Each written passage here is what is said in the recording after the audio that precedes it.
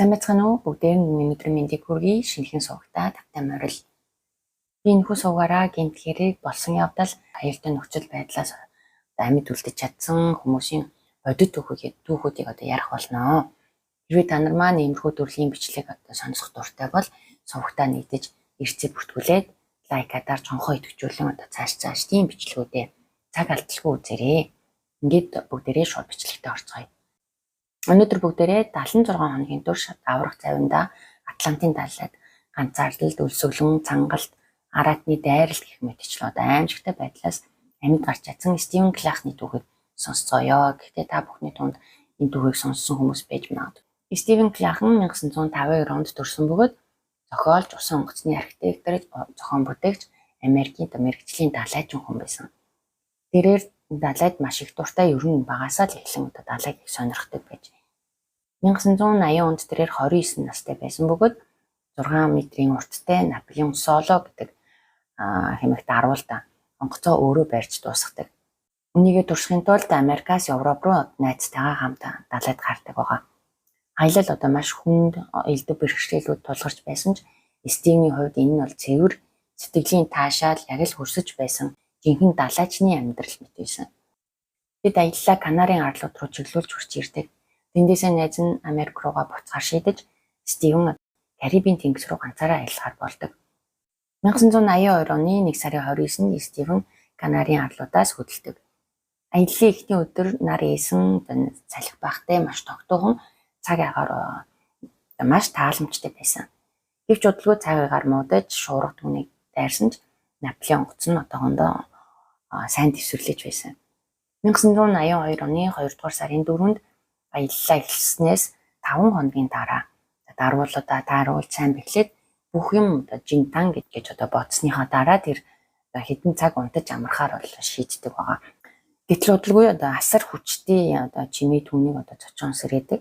Юу болсныг ойлгож амжаагүй байдал далайн усад асар ихээр онгоцны дотор нь төрж ирдэг, орж ирдэг. Тэр даруй кабинаас гүн гараад аврах заваа шүүрэн авч хийлээ дотор нь ордог. Тэгээд аврах заваа ер нь онгоцтойгоо олсоор холбогдсон байдаг учраас таслахаас өмнө дахин далай руу өсрөн орж бүхэлдээ усанд автсан кабинаасаа өөрт хэрэг болох аврах цүнх аяллаа хүнжил жаахан хүмс аваад буцаад аврах завиндаа орсон. Ингээд хэдхэн цагийн дараа түүний Наполеон онгоц нь бүр мөсөн усанд живж Стивен Атлантын далайн голд албан ёсоор ганцаараа хөвж эхэлсэн. Энэ бол түүний цангалт өлсгөлн солиоролтой 76 хоногийн тэмцлийнхэн эхлэл байсан. 1982 оны 2 дугаар сарын 5-нд нэгд өдөр. Тэрээр маш жижигхэн арай ядан хэвтэж багтах аврах завин дээрээ Стивен шал бонорт даарсандаа дагжин жижигч байдаг. Тэрээр эргэн тойрноо харахад ойр тойронд нүүж байхгүй, юу ч харагдахгүй байсан бөгөөд аврагчид ивнэ гэж найдаад чирэг. Учир нь тийм зүйл хизээж болохгүй нь тодорхой гэж бодож байсан ч одоохондоо энэ талаар бодоод яах юм бэ? Хийх зүйлдээ төвлөрий гэдэг завин доторх зүйлсээ тоолдог. Гэтэл түүнд 4 литр ус, хэдэн ширхэг лаацтай хүнс, дохооны буужин, ослын үед байршилд амжуулах төхөөрөмж, энгийн загасчлалын хэрэгсэл болгоод гинжинжаад далайн усыг цэвэршүүлэх төхөөрөмж байсан. Энэ зурагт харагдаж байгаа багжийг гинжит жад гэд орчуулчихлаа. Хэрвээ мэддэг хүмүүс байвал комент хэсэгт бичиж үлдээгээрэй. 1982 оны 2 дугаар сарын 6 2 дахь өдөр Стивен шүнжэнгөө нойтон аяны хүнжилтэд чичирсээр унтаж амарч чадаагүй. Энэ 2 аяллаа өдөр нь түүний төрсөн өдөр тохиодог. Тэрээр 30 нас хүрсэн. Ганцаараа хэдий хэцүү байдалд байсан ч төрсөн өдрөөрөө ямар ч байсан тэр лаацтай самрыг нэг нь хидэж төрсөн өдрөө тэмдэглэдэг. Дараа нь тэр авирах завиных нь ёроолд гарсан жижигхэн цоорхог нөхөж ус нэвтрүүлэхгүй болгож чадсанаар завин доторх нь хадаж эхлээд тухтай байдал нь өчүүхэн ч гэсэн нэмэгддэг. Ингээд манай далайчин маань завин дээрх амьдралаа зохион байгуулж үлдсэн хүнсээ маш сайн хэмнэж хэрэглэвэл 14 хоногт хүрэлцэнэ гэж тооцоолдог. Хэрвээ тэр Атлантын далайн голд орших усан замд хүрч чадвал ослын дохооны төхөөрөмжөө асаж ямар нэг байдлаар аврагдана гэсэн найдвар дэж байсан. Тэр сэтгэл санаагаа тайван байлгахын тулд өдрийн тэмдэглэл хөдөлж би бүхний алдлаа, зөвхөн өнгөрсөн дурсамж найзууд бас өмссөн хувцас надад үлдсэн. Би эндээс аврагдаж чадах болов уу мэдэхгүй юм гэж бичиж байсан.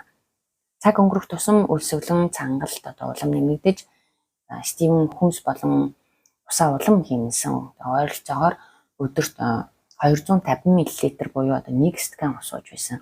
Аж болоход түүнд далайн ус цэвэршүүлэх төхөөрөмж байсан ба энэ нь хийлдэг бөмбөлөг шиг зүйл бөгөөд нарны тусламжтайгаар давстай далайн усыг цэвэршүүлж уух боломжтой болгодог байна. Ингэснээр тэр усны нөөцөө багч гисэн нэмэгдүүлж чадсан. Гэсэн ч хоолны хувьд асуудал маш хүнд байсан. Завин доогуур сэлж өнгөрөх загснаас байхыг олон удаа оролдож байсан ч нэгийг ч барьж чадахгүй л байсан. Яг хүнсний нөөц нь багассаар тэр мэдлэгтгүйц торж эхэлдэг. 1982 оны 2 дугаар сарын 11 дахь өдөр Стивен нэгт загас барьж чадаагүй хэвээр л байсан. Оройн тэр унтах гээд төвчжээд л гинт хүчтэй доргилд завийг нь цэгсэрсэн бөгөөд маш том акул завийг нь мөргсөн байдаг. Айсан Стивен жадаа бэлдээд акул руу чиглүүлэн хэд хэдэн удаа буудаж ямартайч акулаа хөөж чаддаг байгаа. Ингээд 14 дахь өдөр Стивен тэнгэрийн хаяанд нэгэн усан онгоцны гэрлийг хараад яаралтай дохооны бууга авч буужингаа буутахад улаан гэрэл тэнгэрийг гэрэлтүүлэх тэр мөчөд харамсалтай нь асар том машины хөлөг түүнийг өнгөрөөд юуж болоогүй мэт яваад өгдөг.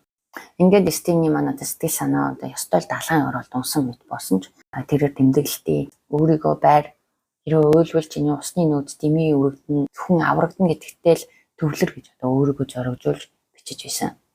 1982 оны 3 дугаар сарын 19 43 дахь өдөр осолд орсноос хойш яг 6-7 хоног өнгөрч Стивен аврах завин дээрээ ганцаараа байсаар л байлаа. Түүний өдөр тутмынх нь амьдрал загас барих, усаа цэвэршүүлэх, акулын дайралтаас хамгаалах, мөн холуур өнгөрөх ачааны хөлгүүдийг гордлого дээн ширтэх байв. Стивен бие болон сэтгэлээрээ туйлдан ядарч давс нар хоёр түүний арсыг нөтүүлж бие нь идэж чарахаар дүүрч байсан. Ганцаар л өсөглөн цангалт цохирлон түүнийг аажмаар солиорлын ирэм рүү хөтлж байсан. Тэнгэрийн хаяанд хачин дүрсүүдийг харж хий юм сонсож үргэлж хоолны талаар зүүдэлж байсан байна. Тэрээр тэмдэглэлтээ би өөрийгөө хянаж чадхаа боллоо, би орилж байна, би өвсөж байна, би өвдөж байна, би ядраад байна, маш их айж байна гэж бичдэг байсан байна.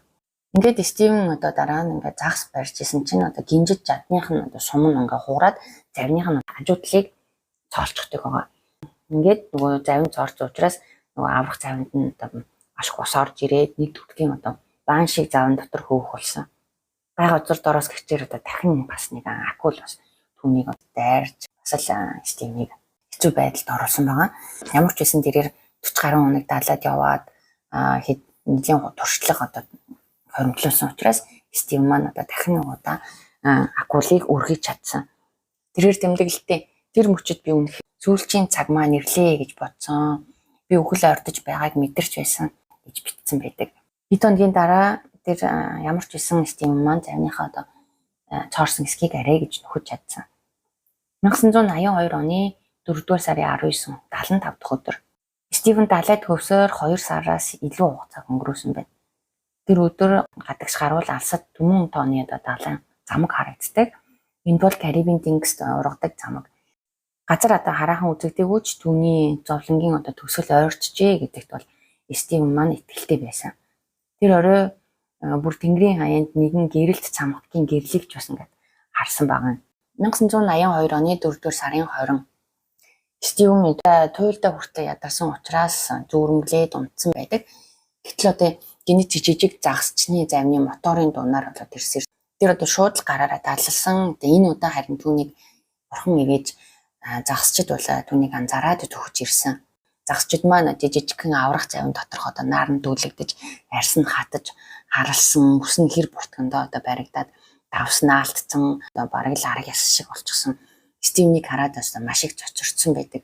Ингээд Стивен маань Мари Галант аралд ирсэн байгаа. Мари Галант бол Карибын тэнгист орших Францын далайн чамдах нутаг дэвсгэр Гваделупт харьяалагддаг арал юм. Энэ бүх хугацаанд тэр акулын дайралт, завны цоорол, түнэг төхөөрөмжийн эвдрэл, тэгээд бие махбодын доройтол бодлон сэтгэлийн асар их дарамттай нүүр тулсан. Жингээсээ тэрээр 3-1-ийг нь алдаж давстай усанд олон шарх одоо үүссэн байсан тул одоо түүнийг нутгийн эмнэлэгт нэг өдрийн турш хэвтүүлсэн ч оройн гарч дараагийн хэдэн 7 хоногийн турш одоо арал дээр итгэрч өнгөрөөдөг. Аяллахад турш Стивен олон сайхан одоо мөчүүдийг аимшигтай зовлон амссан бөгөөд шөнийн тэнгэрийг одоо тэрээр тамийн суудлаас Деважингийн үзмжийг харах мэт хэмээн төрсөлсөн байдаг. Амьд үлдэхийн төлөөх аяллаасаа хойш тэрээр ихэнхдээ 2 багийн гишүүнтэйгээр 10 гаруй удаа далайн холын аялал хийсэн байдаг байна. 76 хоногийн турш өлсгөлэн цангалцтай тэмцэж 12 удаагийн акулын дайралтыг сөрөн 9 ачааны хөлөг өөрийг нь анзааралгүй өнгөрөхийг харж солиорлын ирмэгт тулж оцсныхоо дараа тэрээр эцэст нь 9 даврагдсан нь үнэхээр гайхамшигтай. Газар дээр хөл тавих тэр мөчөд сэтгэл хөдлөлөөнөө чадаагүй тэрээр хэлэхдээ би ингэтлээ удаан хугацаанд одоо баярлал шалтгаангүй явсны улмаас энэ мэдрэмжийг одоо яаж хүлээж авахаач мэдэхгүй байна. Энэ бол миний зовлонгийн төгсгөл авралын хаалга эдгээр загсчдын ачаар гайхамшигтайгаар нэгдлээ. Тэд надад хамгийн сайхан бэлгийг өглөө. Энэ бол амьдрал. Энэ бодит байдлыг ойлгох мөчөд сэтгэл огцом хөдөлж одоо нүдэнд нулимс цэглэнэж байсан ч би өөрийгөө одоо барьж төвчж байлаа гэсэн байна. Стивен энэ аимшигт аяллахаа тухай 1986 онд хэвлэгдсэн Balade des Rives 76 jours perdus en mer далайд дөөрсөн нь далайн дээр 76 хоног хэмээх одоо номондоо өгүүлсэн бөгөөд энэ бүтээл нь Нью-Йорк Таймс-ийн бестселлерийн жагсаалтанд 36-7 хоногоос дээш хугацаанд одоо багтсан байт юм байна. Энэ удаагийн түүхээ энэ түрээд өндөрлөж байна. Түүх маань танд таалагдсан байхаа гэж найдаж байна. Удахгүй дараагийн бичлэгээрээ дахин уулзлаа. Түр баяртай.